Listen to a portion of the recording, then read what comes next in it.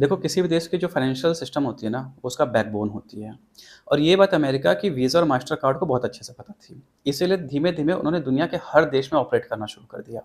और इसके बदले में उन्होंने क्या किया, उन्होंने नॉमिनल फ़ी चार्ज करना शुरू किया। जैसे भारत में 1 से 2.5% वो चार्ज करते हैं। अब ये सुनने में तो बहुत आसान लगता है, बहुत सिंपल सा लगता है और एक बहुत छोटा अमाउंट लगता है, पर मैं तुम्हें बताऊँगा कि क्यों ये भारत के लिए बहुत बड़ी दिक्कत थी। देखो क्या हुआ, जब 2022 में रशिया और यूक्रेन की वॉर हुई, अगर तुम्हें याद हो तो अमेरिका ने बहुत से सैंक्शन लगाए थे।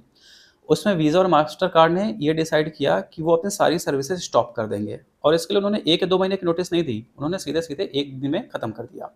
अब इससे क्या हुआ कि रातों-रात आपका पूरा फाइनेंशियल सिस्टम ठप हो गया। आप कोई पेमेंट नहीं कर सकते हो कहीं भी, ठीक है? भारत को ये बात पहले से ही कहीं न कहीं पता थी कि इनकी डिपेंडेंसी बहुत ज़्यादा बढ़ गई है। अब तुम ऐसा समझो कि जो ये 1 से 2.5% चार्ज करते हैं, तो भारत में अराउंड 1 साल में बिलियंस ऑफ ट्रांज़ैक्शन होते हैं और एक रफ एस्टीमेट के अकॉर्डिंग 250 से 400 करोड़ रुपए मंथली जाता है और अगर सालाना मैं बोलूँ, तो ये 3000 से 5000 करोड़ रुपए वापस लेते थे सिर्फ़ इस नॉमिनल फ़ी के नाम पे। और ये पैसा कहाँ जा रहा है? अमेरिका। तुम्हारा डेटा कहाँ जा रहा है? अमेरिकन सर्वर पे, ठीक है?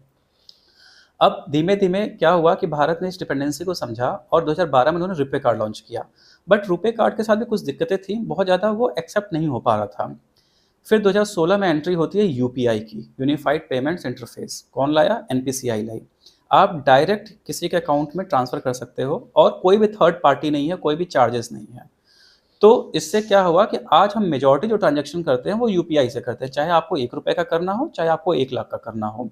हमने बीच की ये वीज़ा और मास्टर कार्ड की डिपेंडेंसी हटा दी। इससे हमें क्या अचीव हुआ? इससे हमें 2 चीज़ें अचीव हुई। पहला, जो ये नॉमिनल फ़ी के नाम पे 3000 5000 करोड़ रुपए सालाना ले जाते थे, वो अब अपने देश का पैसा अपने ही देश में है। और दूसरा, आपका डेटा भी सुरक्षित है, प्लस उससे भी देखो ज़्यादा क्या महत्वपूर्ण है कि कल को अगर अमेरिका से नहीं बनी, तो वो चाह के भी हमारा फाइनेंशियल सिस्टम ठप नहीं कर पाएँगे।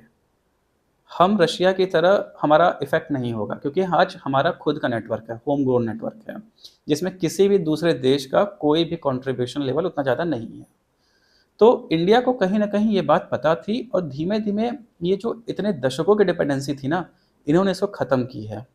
तो यार, टाइम लगता है और काफ़ी चीज़ें बेहतर हुई हैं, बेहतर हो रही हैं और हमें बहुत सी चीज़ें बेहतर करने की ज़रूरत भी है। बहुत आसान होता है ये बोल देना ना कि कुछ सही नहीं हो रहा है, पर आप अगर एनालाइज़ करोगे तो धीमे-धीमे मतलब पुरानी सरकार हो या करंट सरकार हो, वो काम कर रही है उस दिशा में।